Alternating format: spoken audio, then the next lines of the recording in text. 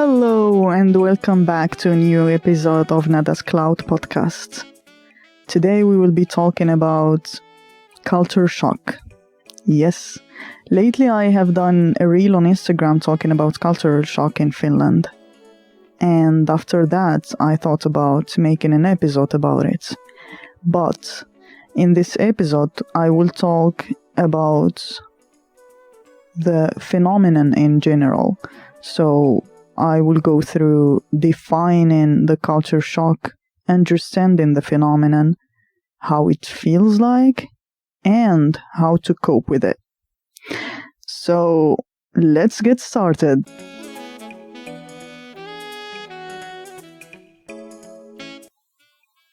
The concept of culture shock was defined in 1960 by a Canadian anthropologist called Kalervo Berg, who defined it as tension and anxiety caused by contact with a new culture. It's the personal disorientation a person may feel when experiencing an unfamiliar way of life due to immigration.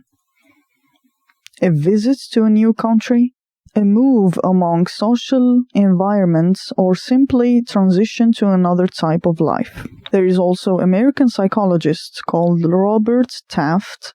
In 1977, he identified 6 distinct aspects that can be evaluated in order to understand this phenomenon. These aspects are tension, sense of loss, refusal of the host culture, confusion, surprise, and feeling of helplessness. In 1994, the most recent theories by the anthropologist Michael Winkelmann state that the degree to which people feel culture shock depends on their previous experiences with other cultures, their expectations, and their intercultural preparation. We will distinguish or identify 5 phases of culture shock. The first phase will be the honeymoon phase. Yeah. So in this phase, you will have to behave like a real tourist. We know that you're not on holiday, you are immigrating to settle in a new country. But in the first period of time, you have to behave like a real tourist. What's that mean? It means that you have to discover the history and culture of the place where you live. By that, you will gain autonomy and independence and feel part of the social fabric. Also, you need to learn to move. You have to spend the first few weeks studying the routes and public transportation to reach your office, your home, your school, or points of interest. Why? Because it will help you become autonomous in your daily travel, and it's the first step in feeling at home. Okay? Third thing, you have to adopt traditions. Demonstrating respect for local traditions will also allow you to earn respect. Let's have an example. In the country you are in, they are used to taking off shoes before entering the homes of others. So do it yourself and ask your guests to do the same. That's adopting a new culture or tradition of the hosting country. So that was the first period, which is the honeymoon. So you have to behave like a tourist.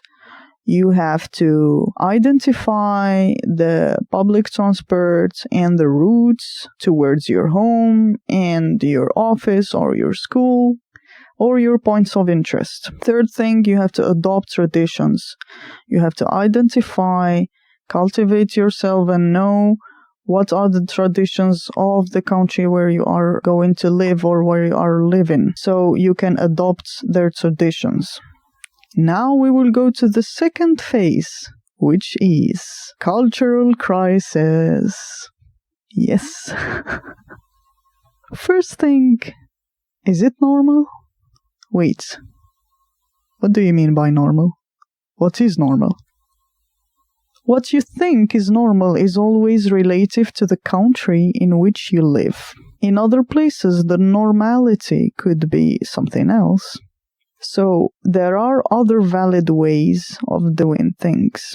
So you need to identify, again, highlight or point out what are the normal things in the country you are living in, because normality varies from a country to another. Something normal in this country is totally not normal in the other one. So you have to pay attention for that.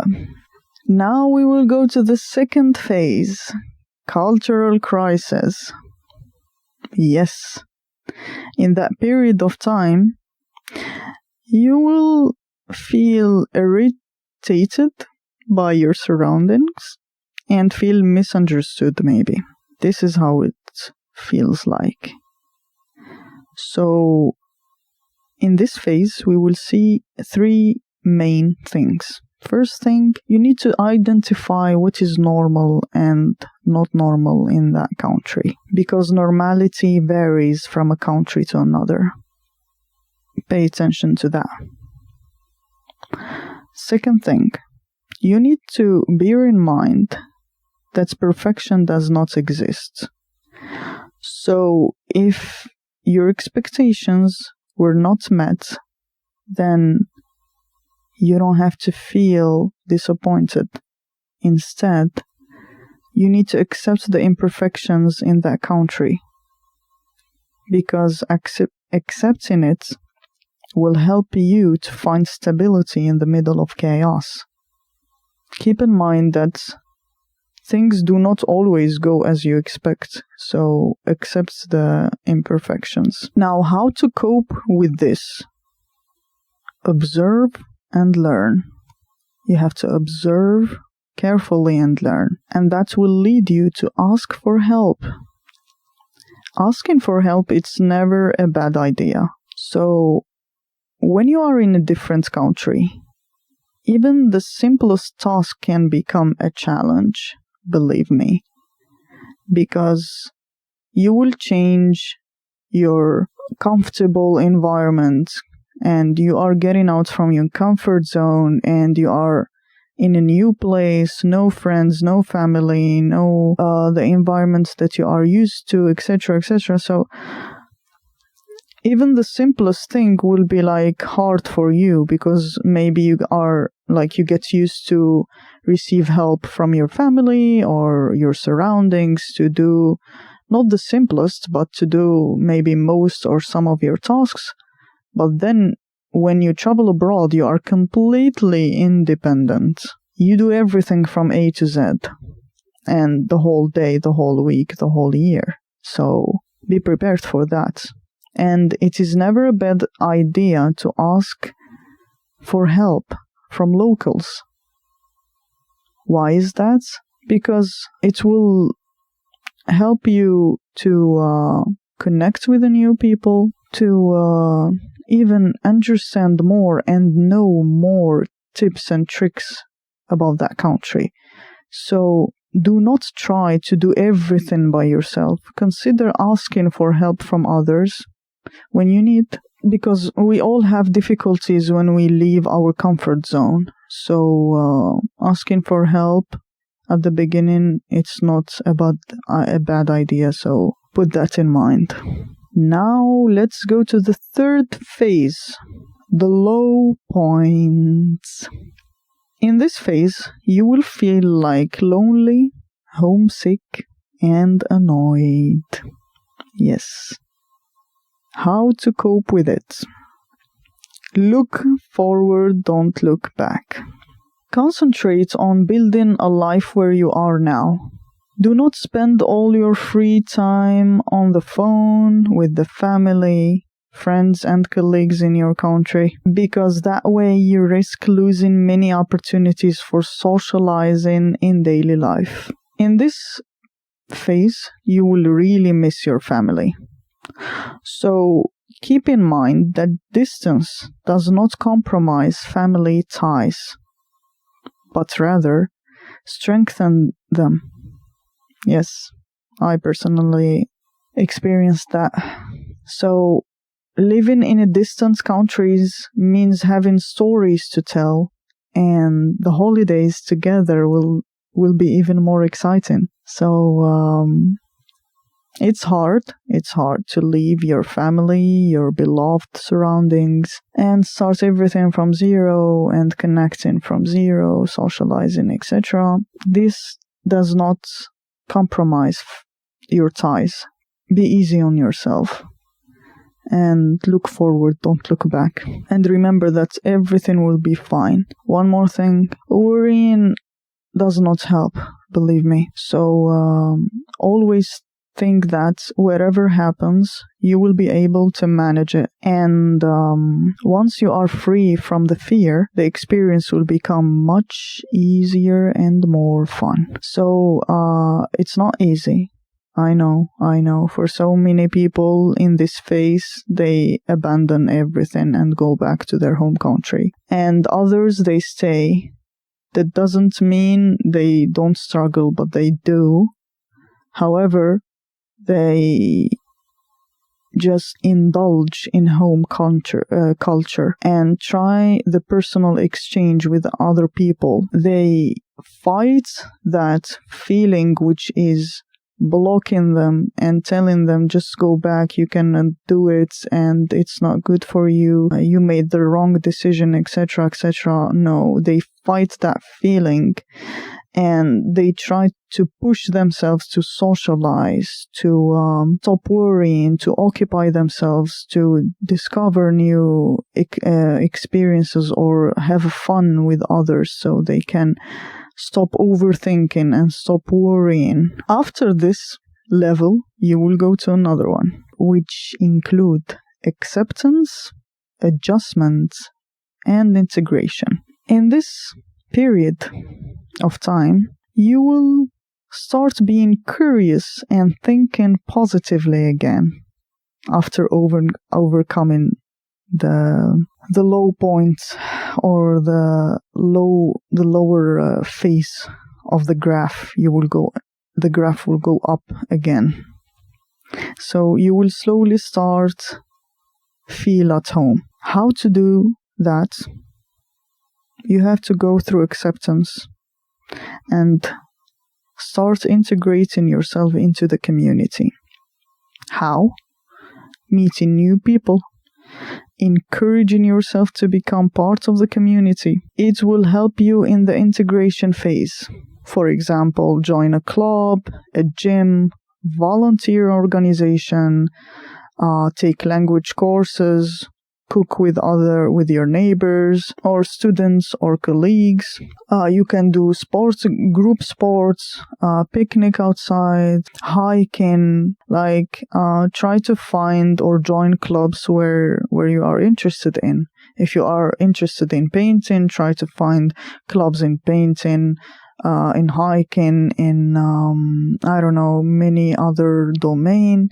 Just try to find them. And by joining these clubs, of course, you will start to find people who has the same interests as you.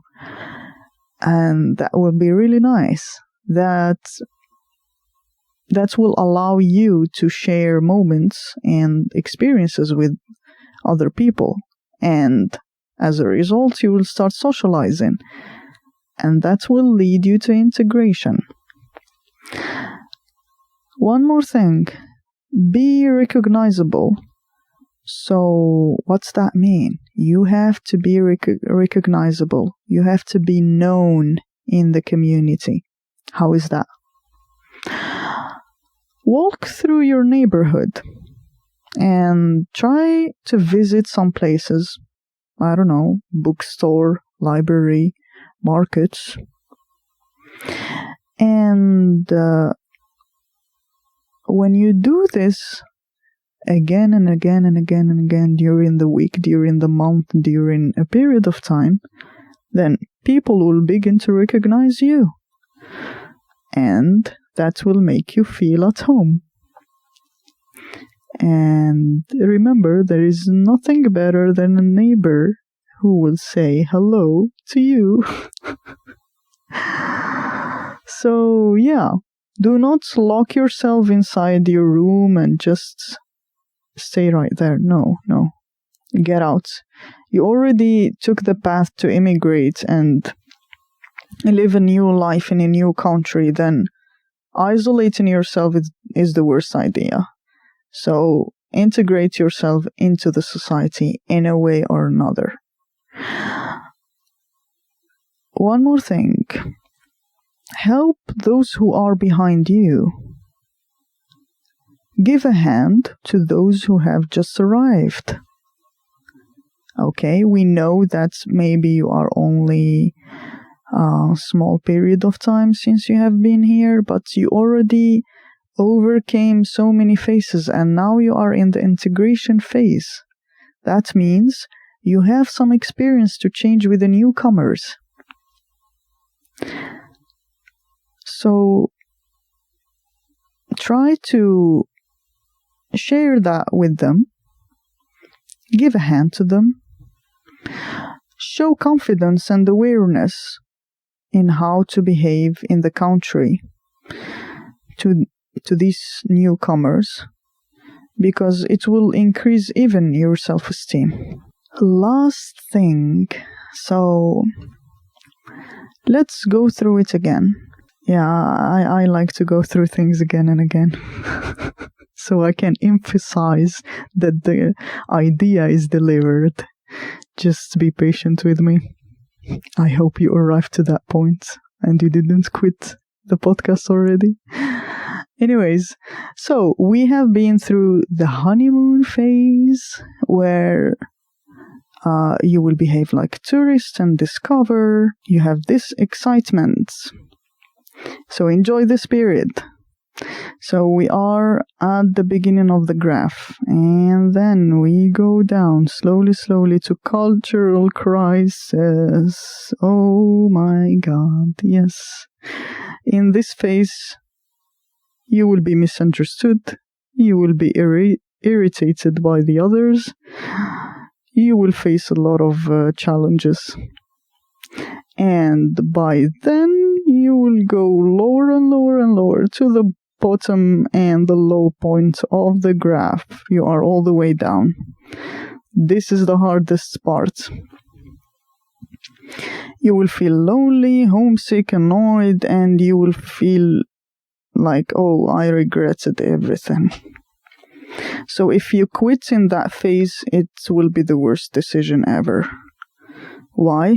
Because that will be the edge where you will fly up again to the fourth phase, which is acceptance, adjustment, and integration. Yes, now you will go up again. You will start being curious, thinking positively again. You will slowly start to feel at home. So enjoy it, appreciate it, and act towards it. And from this period, you will start, it's like, this is the most significant period, learning period, which will allows you to discover, learn, socialize. You will grow a lot in that period of time. Now, I will take you to another phase, which some people will have it. No, not some people, actually all, which is re-entry shock. What's that mean, Nada? When you re-enter to your home country, so you already went through all of that, and at the end, some people, they just go to study and go back to their home country, or work for a period of time and then come back. So when they come back to live again in their country, their home country, then they will have another shock. Now, you will feel like sad to leave again, realizing that home culture is now less familiar to you. Yes, that's a shock, yeah. In fact, just get ready for big change or big news, because in the time you've been away from your home country, life has moved on, life has gone on. So accept the fact that things cannot be the same as when you left. So simple, and actually it's logical. I know that when you say it as a word, it's very easy, like, oh yeah, it's logical. It's logical that people changed, family changed, and so many other things changed in your home country while you left it. I know it sounds easy to say it, but when you live it, it's a different thing. So just be prepared for it. Like, do not level up your expectations. And just look inside yourself. Take some time to reflect on how your experience in another country has changed you.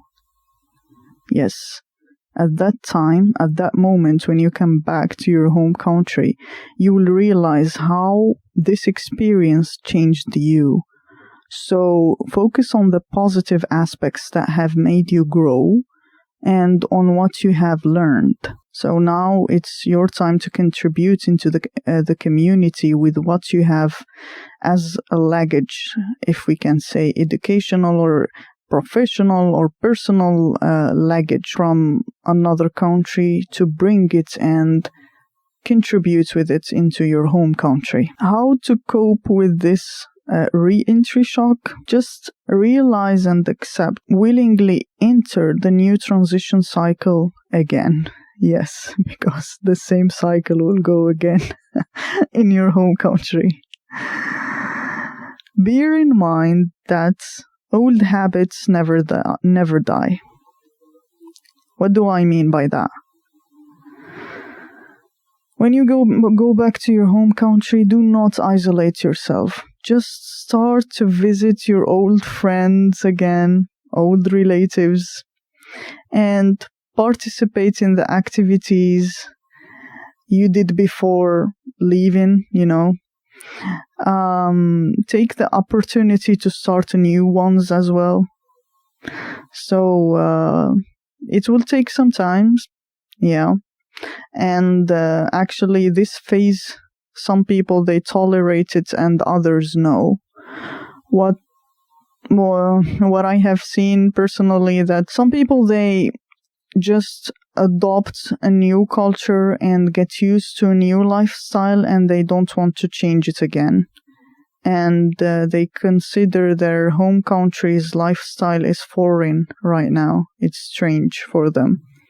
So they don't want to go through the whole cycle again, which will take them a lot of time, a lot of energy and mental health. So they decide to settle abroad.